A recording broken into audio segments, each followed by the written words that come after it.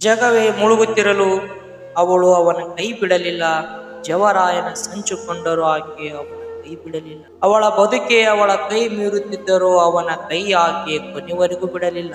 ದೇವರಿಗೂ ಇವಳೇ ದೇವತೆ ಎಂಬ ಮಾತೆ ಕೊನೆವರೆಗೂ ಕಂದನ ಕೈ ಬಿಡಲೇ ಇಲ್ಲ. ಕನ್ನಡ ಜನತೆಗೆ ಡೈಮಂಡ್ ಕನ್ನಡಿಗ ಮಾಡುವ ದೊಡ್ಡ ನಮಸ್ಕಾರಗಳು. ಏಪ್ರಿಲ್ 30, 2026 ಸಂಜೆ ಮಧ್ಯಪ್ರದೇಶದ ಜಬಲ್ಪುರ್ ಹತ್ತಿರದ ಬರ್ಗಿ ಅಣೆಕಟ್ಟು ಒಂದು ಸುಂದರವಾದ ಪ್ರವಾಸಿ ಯಾನವು ಕ್ಷಣಾರ್ಧದಲ್ಲಿ ಮಸಣವಾಗಿ ಮಾರ್ಪಟ್ಟಿತು. 40ಕ್ಕೂ ಹೆಚ್ಚು ಪ್ರವಾಸಿಗರನ್ನು ಹೊಂದಿದ್ದ ಮಧ್ಯಪ್ರದೇಶದ ಪ್ರವಾಸೋದ್ಯಮ ಇಲಾಖೆಯು ಕ್ರೂಸ್ ದೋಣಿ ನರ್ಮದಾ ನದಿಯ ನೀರಿನಲ್ಲಿ ಮುಳುಗಿ ಈ ದುರಂತದಲ್ಲಿ ಅಮ್ಮ ಮಗನ ಪರಸ್ಪರ ತಪ್ಪಿಕೊಂಡ ಸ್ಥಿತಿಯಲ್ಲಿ ಸಾವನ್ನಪ್ಪಿದ ಕರುಣಾಜನಕ ದೃಶ್ಯ ಇಡೀ ದೇಶವನ್ನೇ ಬೆಚ್ಚಿ ಬೀಳಿಸಿತು. ಈ ವಿಡಿಯೋದಲ್ಲಿ ನಾವು ದುರಂತ ಹೇಗೆ ಸಂಭವಿಸಿತು, ಇದಕ್ಕೆ ಕಾರಣಗಳೇನು ಮತ್ತು ಎಲ್ಲಿ ಲೋಪವಾಯಿತು ಎಂಬುದನ್ನು ವಿವರವಾಗಿ ತಿಳಿಯೋಣ. ಜಬಲ್ಪುರದಿಂದ ಸುಮಾರು 40 ಕಿಲೋಮೀಟರ್ ದೂರದಲ್ಲಿರುವ ಬರ್ಗಿ ಅಣೆಕಟ್ಟಿನ ಹಿನ್ನೀರಿನಲ್ಲಿರುವ ಹಮಾರಿಯಾ ದ್ವೀಪದ ಬಳಿ ಈ ಘಟನೆ ಸಂಭವಿಸಿದೆ. ಸುಮಾರು 40ರಿಂದ 43 ಪ್ರಯಾಣಿಕರಿದ್ದ ಈ ದೋಣಿಯು ಸಂಜೆಯ ವೇಳೆಗೆ ಹಠಾತ್ ಗಾಳಿ ಮಳೆಗೆ ಸಿಲುಕಿ ಪಲ್ಟಿಯಾಯಿತು.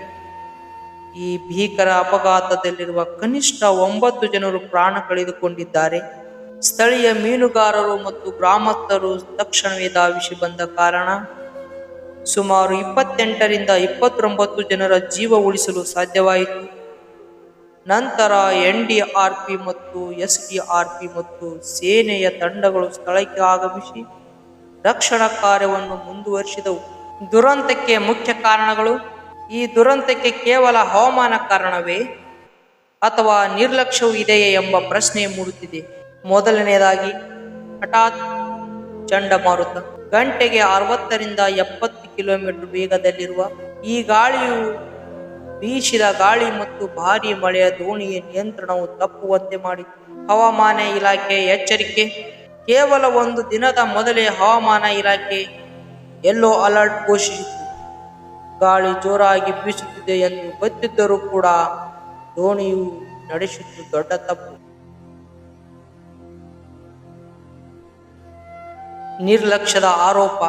ದೋಣಿ ಹೊರಡುವ ಮೊದಲು ಹವಾಮಾನ ಸರಿಯಿಲ್ಲದ ಕಾರಣ ವಾಪಸ್ ಹೋಗುವಂತೆ ಸ್ಥಳೀಯರು ಮತ್ತು ಕೆಲವು ಪ್ರಯಾಣಿಕರು ಎಚ್ಚರಿಸಿದರು. ಆಪರೇಟರ್ ದೋಣಿಯನ್ನು ಮುಂದೆ ಸಾಗಿಸಿದರು ಎನ್ನಲಾಗಿದೆ.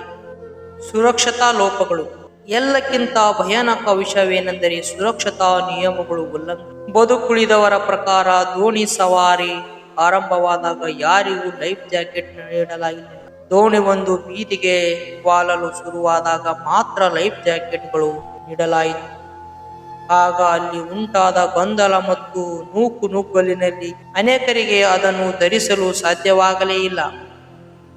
ಇದು ಕೇವಲ ಆಘಾತವಲ್ಲ, ಸುರಕ್ಷತೆ ಬಗ್ಗೆ ತೋರಿದ ಅಸಡ್ಡೆ ಎಂಬ ಮಾತುಗಳು ಕೇಳಿಬರುತ್ತಿವೆ. ಸರ್ಕಾರದ ಕ್ರಮ ಮತ್ತು ತನಿಖೆ. ಈ ಘಟನೆಯನ್ನು ಗಂಭೀರವಾಗಿ ಪರಿಗಣಿಸಿರುವ ಮಧ್ಯಪ್ರದೇಶ ಸರ್ಕಾರವು ಹಿರಿಯ ಅಧಿಕಾರಿಗಳಿಂದ ತನಿಖೆ ಆದೇಶಿಸಿದೆ. ರಾಜ್ಯಾದ್ಯಂತ ಪ್ರವಾಸಿ ತಾಣದಲ್ಲಿನ ಎಲ್ಲ ಕ್ರೂಸ್ ಮತ್ತು ಬೋಟಿಂಗ್ ಸೇವೆಗಳನ್ನು ತಾತ್ಕಾಲಿಕವಾಗಿ ಸ್ಥಗಿತಗೊಳಿಸಲಾಗಿದೆ. ಪ್ರವಾಸಕ್ಕೆ ಹೋಗುವುದು ಸಂತೋಷಕ್ಕಾಗಿ, ಆದರೆ ಪ್ರವಾಸೋದ್ಯಮದ ಸಂಸ್ಥೆಗಳು ಇಂತಹ ಸಣ್ಣ ನಿರ್ಲಕ್ಷ್ಯಗಳು ಅಮಾಯಕ ಜೀವನವನ್ನೇ ಬಲಿ ತೆಗೆದು. ನರ್ಮದಾ ನದಿಯಲ್ಲಿ ಜೀವ ಕಳೆದುಕೊಂಡವರಿಗೆ ನಮ್ಮ ಶ್ರದ್ಧಾಂಜಲಿ ಸಲ್ಲಿಸುತ್ತಾ ಇಂಥ ಘಟನೆಗಳು ಮರುಕಳಿಸದಿರಲಿ ಎಂದು ಆಶಿಸೋಣ. ಈ ಬಗ್ಗೆ ನಿಮ್ಮ ಅಭಿಪ್ರಾಯವನ್ನು ಕಮೆಂಟ್ ಮಾಡಿ ತಿಳಿಸಿ. ಧನ್ಯವಾದಗಳು. ಕರ್ನಾಟಕ.